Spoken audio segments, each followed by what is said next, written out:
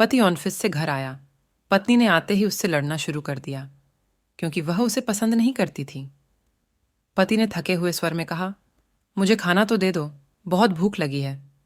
पत्नी गुस्से से बोली, खुद जाकर खा लो, मुझे नींद आ रही है। पति चुपचाप सुनता रहा और पत्नी पूरी रात उससे लड़ती रही। जब सुबह हुई तो पति ने धीरे से कहा, मुझे नाश्ता तो दे दो। पत्नी ने गुस्से में चिल्लाकर कहा, मैं तुझसे तंग आ गई हूं, भगवान करे तू मर जाए। पति कुछ नहीं बोला और चुपचाप ऑफिस चला गया। दोपहर को पत्नी अपने बच्चों को स्कूल से लेकर लौट रही थी।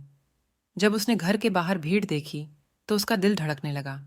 वह तेजी से करीब पहुंची तो देखा उसके पति की लाश सामने पड़ी हुई थी। एक पल में उसके होश उड़ गए। चारों तरफ सन्नाटा छा गया। लोग आपस में कह रहे थे, कार से उसका एक्सीडेंट हो गया। पत्नी जोर से चीखने लगी, मनोज, उठ जाओ, मैं अब तुमसे कभी नहीं लड़ूंगी, तुम्हें कुछ नहीं कहूंगी, मुझे माफ कर दो। वह रोती रोती चिल्लाने लगी, तुम्हें भूख लगी थी ना, चलो मैं खाना देती हूं, मुझे छोड़कर मत जाओ, उठ जाओ मनोज। लेकिन मनोज कैसे उठता?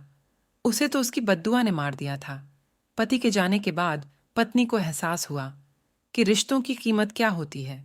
दुनिया के रंग बदल गए। रिश्तेदारों ने मुंह मोड़ लिया। जो घर उसका था वह भी उससे छिन गया। अब उसे समझ आया कि पति जैसा भी हो, वह औरत के सिर का ताज होता है।